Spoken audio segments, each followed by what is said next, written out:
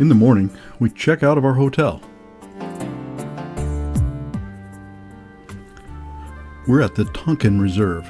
The takin is the national animal of Bhutan. It's indigenous to the eastern Himalayas and is listed as vulnerable. The fourth king ordered this small zoo closed and the animals released, but the takin refused to leave and started wandering the streets of Thimphu, so the reserve was established. The takin are joined in the reserve by other indigenous species, the montjack or barking deer and the Himalayan suro. Leaving the reserve, we have a great view of the Thimphu Dzong. Because of the wedding celebration today, they're displaying their tanka. These huge works of art can be painted, embroidered, and appliqued. Next stop, the weekend market. Because of the celebration, many vendors have taken the day off and customers are sparse. But it's easy to imagine what a normal day would be. The vegetables look first rate. There are some things I can't identify. The fruit comes mostly from India, but Bhutan does grow oranges. Everything's well organized. I'm sure the dried fish is an acquired taste.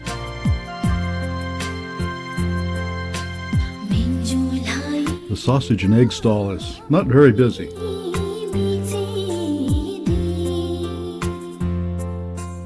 The kids here really like to have their pictures taken. Doma and pani is the betel nut combination that people chew here. And all kinds of incense. And even a place for local farmers. The drivers thought this was a fungus packed in ferns. And lots of local peppers. Across the bridge is the Handicraft Market. Sherry wants a picture of the river. And here it is. Nice composition. Lots of stuff.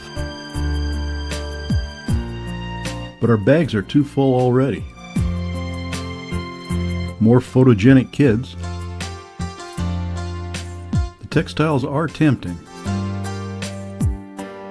But it's time to go. On the way out of town, we passed Chimlimtong Stadium, the center of today's celebration.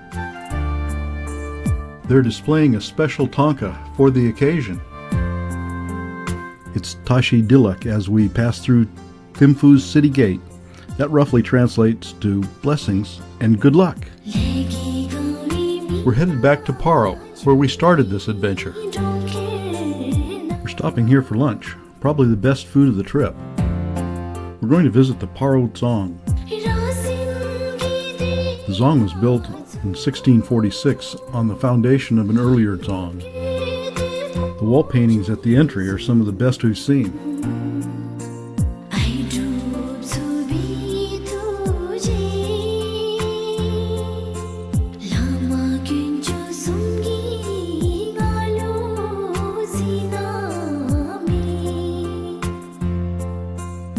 Then we entered the first courtyard. And more dragons. We spent some time taking in all the details.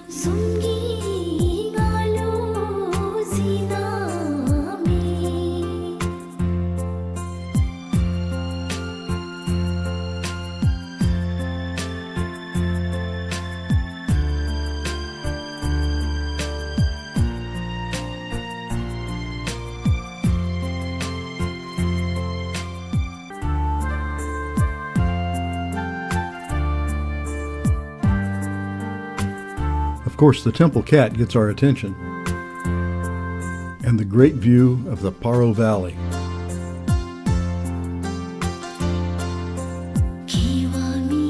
If you look closely, you can see the latest addition to the Druk Air fleet, an ATR turboprop. All the dzongs built during this period had the same architect. Here's the central tower from the second courtyard. More interesting details. This is where the monks live.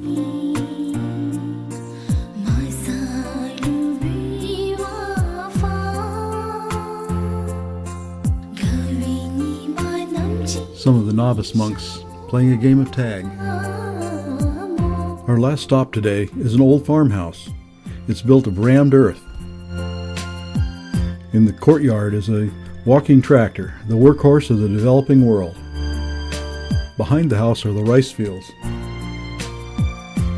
It sure looks ready to harvest. And the grinding wheels look ready too. Up the stairs, carved out of a single tree. This is a simple still for making ara, a rice liquor. Kinley entertains us as we look around.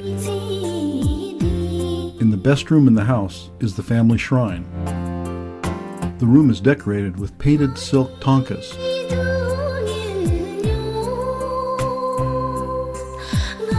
When a monk officiates at a family celebration, this is where he sits. Tashi introduces us to the owner of the house and describes the refreshments being offered. Tonight we're back to the Hotel Olatong and our little cabins in the pine forest.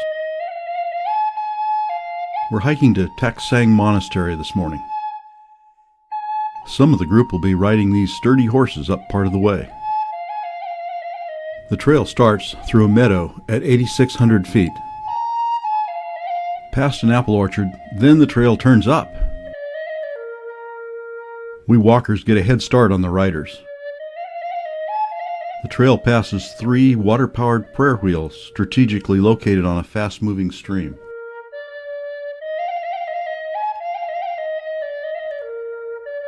It's not too long before the riders catch up with us.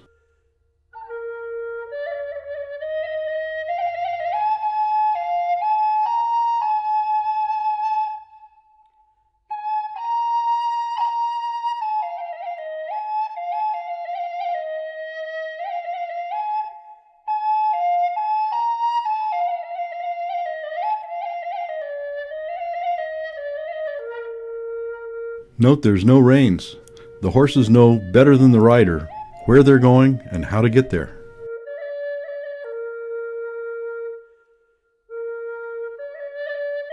The riders pass us, and we have the trail to ourselves again. The low clouds are clearing, and we can see the Paro Valley 1,700 feet below. There's a meditation retreat high on a mountaintop ahead. We got our first look at the monastery from the first viewpoint at 9,600 feet. We take a photo op break. Ponies get a break too. The monastery is popularly called the Tiger's Nest. Legend has it that Guru Rinpoche flew to this location on the back of a tigress. Back on the trail, it's a 600-foot elevation gain to the second viewpoint. The trail gets steeper. The riders will have to leave their horses soon. The horses have done their morning's work and head back down the trail. Along the trail, there's lots of interesting things to take in. Here we are at the second viewpoint at 10,220 feet, and it's quite a view. These are the pictures you see in any TV show, website, or book about Bhutan.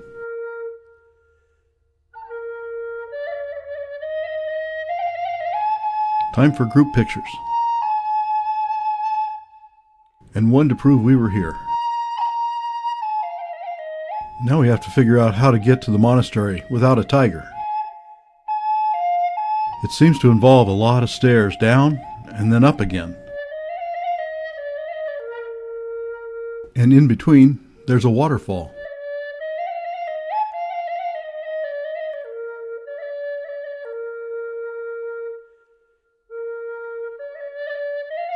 I'm not sure the function of this building. Maybe a meditation retreat. Everyone likes their picture taken. We tour the monastery. No cameras allowed. Then it's back up the stairs and down the trail.